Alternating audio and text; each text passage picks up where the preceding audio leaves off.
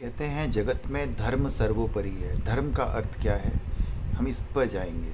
हम सर्वोपरि को ध्यान रखते हैं और धर्म को डिटेल करेंगे। और धर्म को हम ज्ञान से लेते हैं। जब ज्ञान का अनंतवा भाग, अनंतवा मतलब कि nano nano nano nano nano भी एक दिखाई देता है, तो वो आत्मा का स्वरूप होता है। एक अर्थवॉर्म अमीबा जरा सा भी हिलना चुलना, इसका अर्थ है कि उसके अंदर आत्मा है, ज्ञान है। वही ज्ञान का प्रकाश कभी समाप्त नहीं होता और इसकी पराकाष्ठा होती है मुक्त, परम, एक्सट्रीम। मोक्ष कहते हैं भारत में, निर्वाण कहते हैं। और धर्म के बारे में कहेंगे, धर्म क्या है? जो आत्मा का स्वभाव। आत्मा का स्वभाव मतलब जो नैसर्गिक थॉट्स है, जो आपको पसंद है और वही आपको दूसरों के लिए भी करना चाहिए। जैसे सत्य है, अहिंसा है, करुणा है, मैत्री है, वात्सल्य है, परोपकार है, ये सब धर्म के प्रतीक हैं। क्षमा है, ये सब भावनाएं धर्म को प्रकाशित करती है और इन सब में ज्ञान छिपा होता है। और अधर्म क्या है? अधर्म इन द सेंस नेगेटिव, जो आपको भी कष्ट दे और दूसरों को भी दे। क्रोध, अभिमान, मोह माया, लोभ, लालच।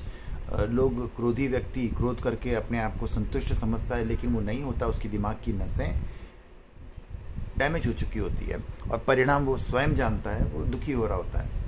क्रोध करने वाला व्यक्ति तो ऐसा मूर्ख होता है जिसकी सोच होती है कि भाई जहर तो मैं पीऊँ और मरे सामने वाला। ऐसा कभी नहीं होता। तो क्रोध इसलिए कहते हैं नरक का द्वार है।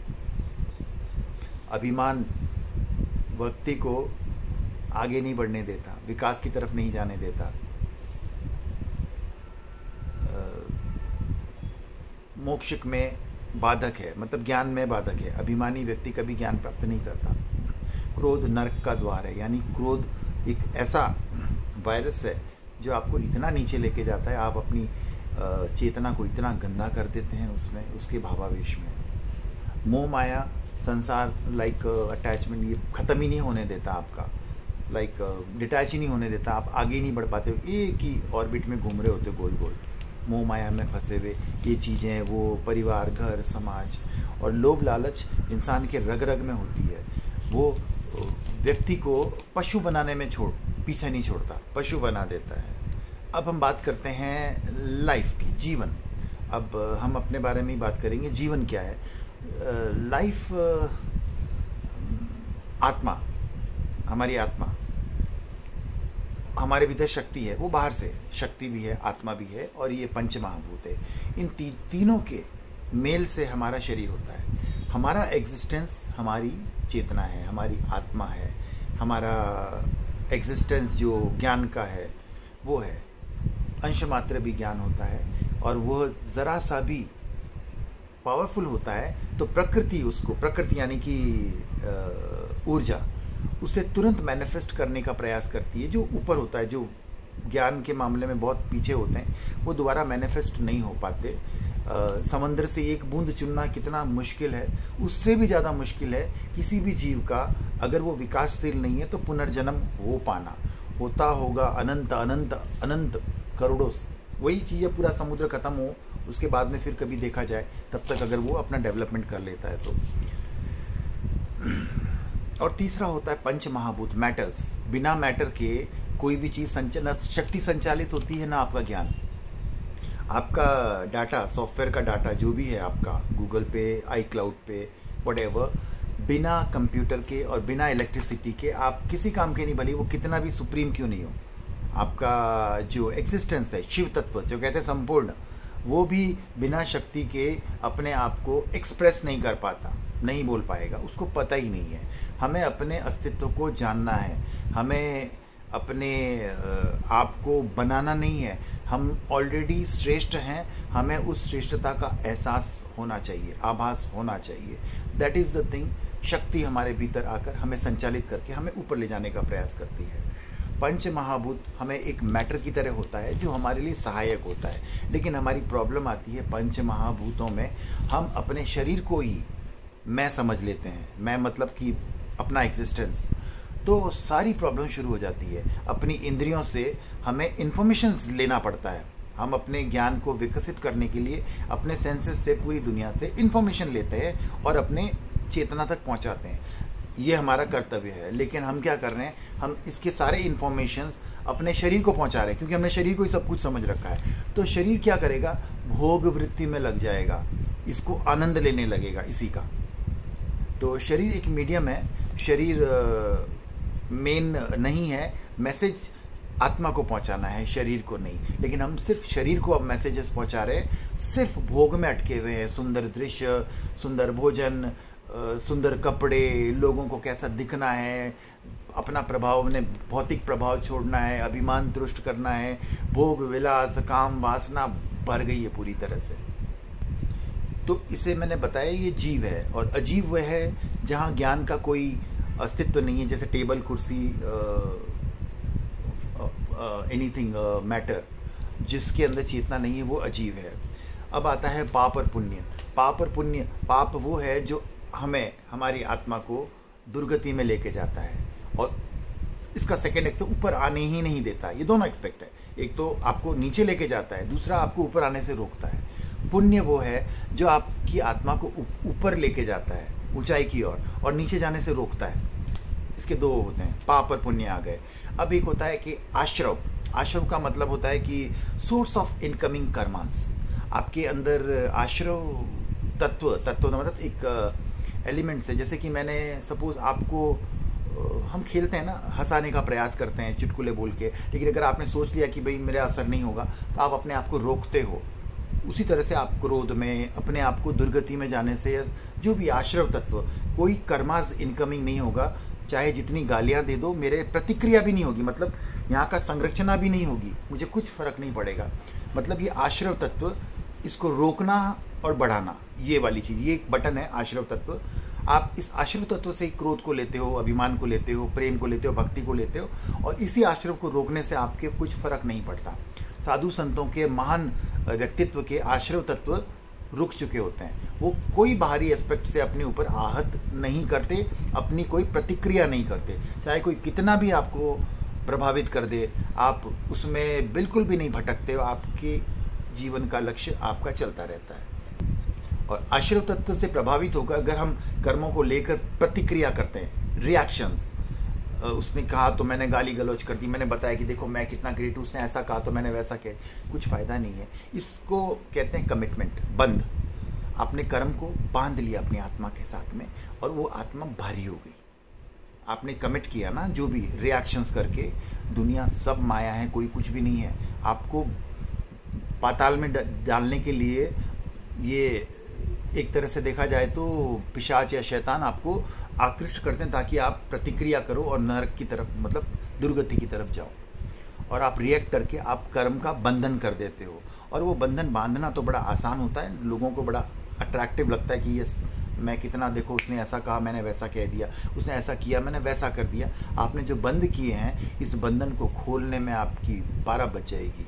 आने वाले टाइम में जब ये पूरी तरह से परिपक्व होकर, जब ये अपना फलीभूत होगा, जितनी खाद पानी होगी, रिएक्शंस जब आपका फल आएगा, बहुत दुखों के साथ में आपको इसको निकालना पड़ेगा। इस समय एक चेतना जागृत होती है। हम ज्ञानियों से मिलते हैं, या ज्ञानियों से हम सिर्फ अपने जागरूकता से ही मिलते हैं। दुनिया में ज्ञानी भरे पड़े हैं, हम बाकी समय तो नहीं मिलते। जब हमारे भीतर ऊपर की ओर जाने का जागरूकता आती है, तब हमें ज्ञानी दिखाई देते हैं। ज्ञानी तो हमारे समक्ष प्रतिपल भरे पड़े होते, साक्षात प्रकृति जगदम्बा, वो प्रतिक्षण ज्ञान दे रही है हमारी इंद्रियों के द्वारा, लेकिन हम ले नहीं रहे हैं। जब हमारे अंदर वो क्या कहते हैं, संवर तत्व जागृत होगा। संवर का मतलब होता है कि हमने अपने अनुभव से देखा कि कोई लाभ नहीं है जीवन में, और अब हमें इन सब चीज़ों को रोकना है। इनके परिणाम, मैंने एक मेच्योरिटी के बाद में आपने अनुभवों के आधार पे, अब आपने कहा है कि कोई कमिटमेंट नहीं करना, आश्रव तत्व नहीं लेना, संसार के दर्शन किए, अब आपने संवर तत्व आ जाता है। फिर आप क्या करते हो, सब कुछ रोक लेते हो। रोक लेते हो मतलब रुक जाता है आपके अंदर। ज्ञान से आप करते कुछ भी नहीं हो, आपके अंदर ज्ञान आएगा, इन्फॉर्मेशन आती हैं ब्रेन के अंदर, आप अपने आप उसके अनुरूप एक्शन में लेते हो। आप इन्फॉर्मेशन लीजिए, आज्ञा मत लीजिए। हम आज्ञा में नहीं रहते। जैसे ही हमारे अंदर ज्ञान उत्पन्न होता है, हमारे आचरण में संवर तत्व आ जाता है। संवर तत्व आने के बाद में हमारे जीवन में कष्ट तो रहते हैं, क्योंकि हमने अनंत कर्म बांधे हुए हैं, पाप किए हैं, पुण्य किए हैं, जो भी है, तो जीवन तो वैसे ही चलेगा जो आपके फ्लो में है। तो इन्हें समाप्त करने जितना ही हमारे अंदर एक कर्तव्य परायणता होती है। कर्तव्य परायण का मतलब ड्यूटी, नॉट द एक्शन। हम कुछ भी नहीं कर रहे थे, अगर मेरे पास में करोड़ों रुपए हैं, पैसे हैं, पर मैं डिटैच हूँ, मुझे कोई फ़र्क नहीं पड़ता, मेरा भोजन वही है, मेरा वस्त्र, मेरी सोच विचार, कोई अभिमान नहीं है, मेरे लिए वो मिट्टी के बराबर है। और अगर नहीं भी है तो मेरा कोई ग्लानि नहीं है, कुछ भी नहीं है, मेरे लिए तो वही समान है जीवन। तो व्यक्ति राजा हो जाता है। कहते हैं ना, चाह गई चिंता घटी, मनवा बेपरवाह। जिसको कुछ नहीं चाहिए वही शहंशाह, समाप्त हो जाता है। निर्जरा में जब तक आपके कर्म बचे हुए होते हैं, धीरे धीरे सब समाप्त हो जाते हैं और आने वाले कर्मों पर वो कोई प्रतिबंध नहीं करते। हम निर्जरा तत्व को जागृत होने पर हम कोई रिकमिटमेंट नहीं करता है। किसी ने मुझे एक थप्पड़ मारा तो मैंने उस पर प्रतिक्रिया नहीं दी, उसको मैंने क्षमा किया तुरंत। जो गुण बताए थे मैंने धर्म के, तुरंत ही क्षमा किया। मैंने कहा कोई बात नहीं, हमारा लेवल ऊपर है, इसका लेवल नीचे है। अगर मेरा छोटा बच्चा कोई मेरे ऊपर सुसु करेगा तो मैं उसका सर नहीं काटूंगा।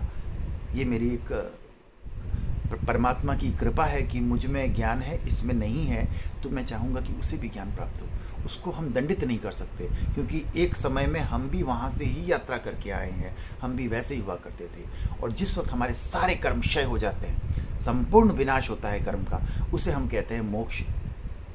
डिटैच्ड, परमात्मा तत्व में विलीन हो, आपके पास कुछ कचरा बचा ही नहीं है। तो परमात्मा में तो आप मिल जाओगे ना, आपके और परमात्मा के बीच में कोई तत्व ही नहीं है, कोई लुब्रिकेंट नहीं, कुछ भी नहीं है, आप में उनमें कोई फ़र्क नहीं रह जाता, भेद समाप्त हो जाता है। और इसको हम छोटे से उदाहरण से समझाते हैं। एक स्विमिंग पूल में आपका, सपोज आपका जीवन एक स्विमिंग पूल है।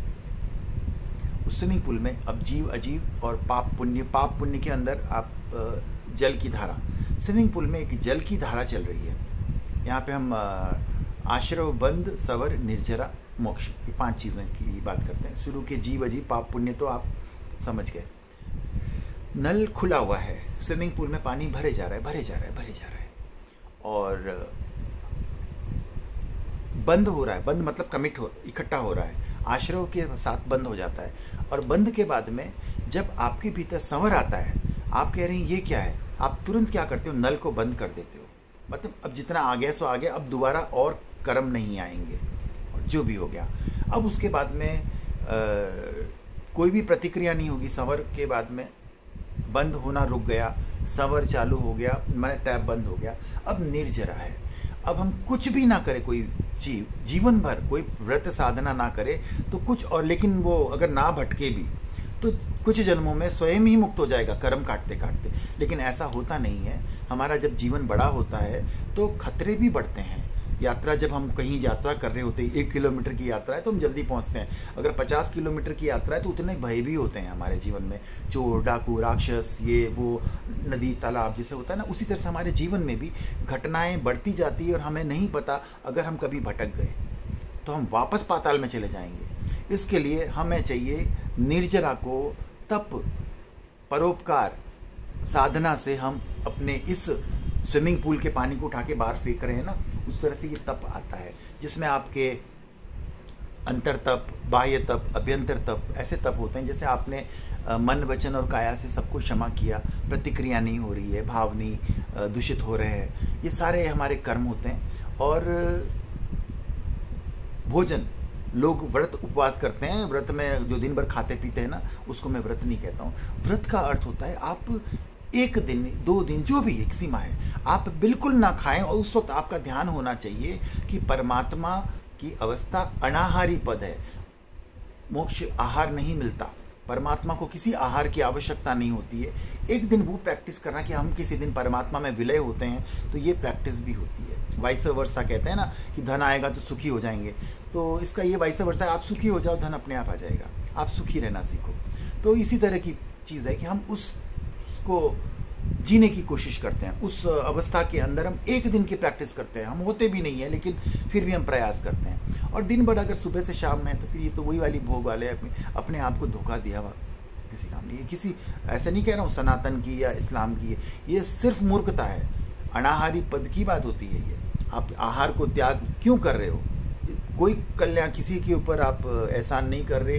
आप जैसे उपवास करने बैठते हैं बड़े भयंकर अभिमान में कि भाई मेरा उपवास चल रहा है। अरे उपवास क्या चल रहा है? शर्म की बात है कि तुम भोजन कर रहे हो। यहाँ पे कोई महान काम नहीं है, मैं पालना कर रहा हूँ, महान कोई महान नहीं। पालना कर रहे हो, आपको शर्मिंदगी होनी चाहिए। क्या हमें जीवन भर अगर मैंने ये भोगना किया हो तो कितना अच्छा रहे। अंत में इतना ही कहूँगा, मानव जीवन अति दुर्लभ है, दोबारा मिलने की कोई संभावना नहीं है, न के बराबर है।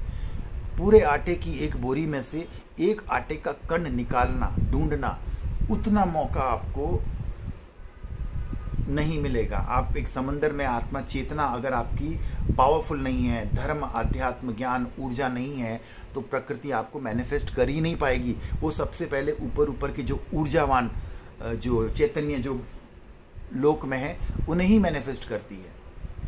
मनुष्य का जीवन दोबारा मिलना मुश्किल है, और मिल भी गया तो धर्म मिलना मुश्किल है, आपको सही मार्गदर्शन मिलना मुश्किल है, बहुत मुश्किल है। अपने जीवन का कल्याण करो, भूल जाओ जात न पूछो साधु की, पूछ लीजिए ज्ञान, मोल करो तलवार का, पड़ा रहे निधुमान। अगर आपको कोई अच्छे वचन कहता है तो उन वचनों पे ध्यान दो, मत देखो वो व्यक्ति क्या करता है। मैं जैसा कहता हूँ वैसा करो, मैं जैसा करता हूँ वैसा मत करो। जय गुरुदेव।